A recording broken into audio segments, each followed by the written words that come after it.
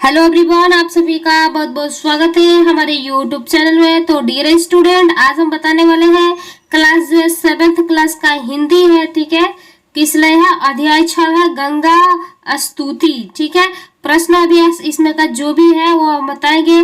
तो चलिए सबसे पहले ये जो है कविता को हम पढ़ लेते हैं। कैसे पढ़ेंगे? ठीक है, तो देखिए इसका जो है कविता जो है आप लोग तो पढ़े होंगे। ठीक है, तो चलिए फाइनली हम चलते हैं इसके प्रश्न अभ्यास की तरफ। इस पे का जो है कह रहा है पाठ से। ठीक है, ये पाठ से आपको पूछ रहा है। पहला कह रहा है, ठीक है, पहला देख लीजिए।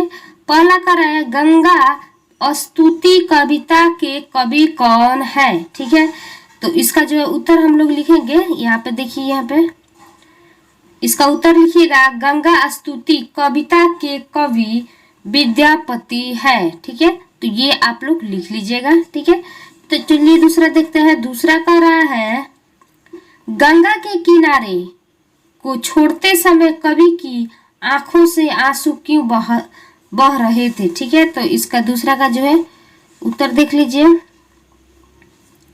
दूसरा का उत्तर है गंगा के किनारे पर कवि को बहुत सुख और आनंद की अनुभूति हो रही थी। ठीक है, जब कवि गंगा के निकटता को छोड़ रहे थे, ठीक है, किनारे को छोड़ रहे थे, तो कवि की आंखों से आंसू बह रहे थे। ठीक है, अब चलिए हम आगे देखते हैं। आगे कह रहा है तीसरा जो कह रहा है, तीसरा कवि गंगा के किस अपराध की क्षमा मांगता है।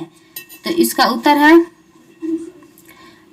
कवि स्नान करते समय अपने पैर गंगा में रखते हैं। ठीक है, कवि स्नान करते समय जो है अपना पैर जो है गंगा में रखते हैं और उसे वह अपराध मानना है।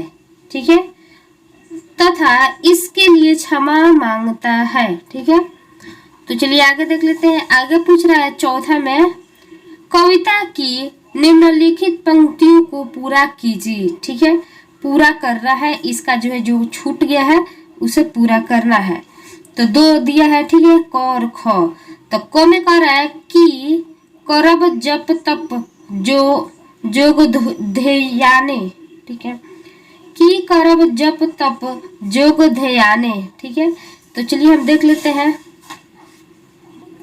तो इसका जो ये हो जाएगा, यहाँ से यहाँ तक लिख लीजिएगा कि करब जप तप जोग ध्याने जन्म कृतार्थ एक ही सनाने। ठीक है, तो ये आपको लिख लेना है।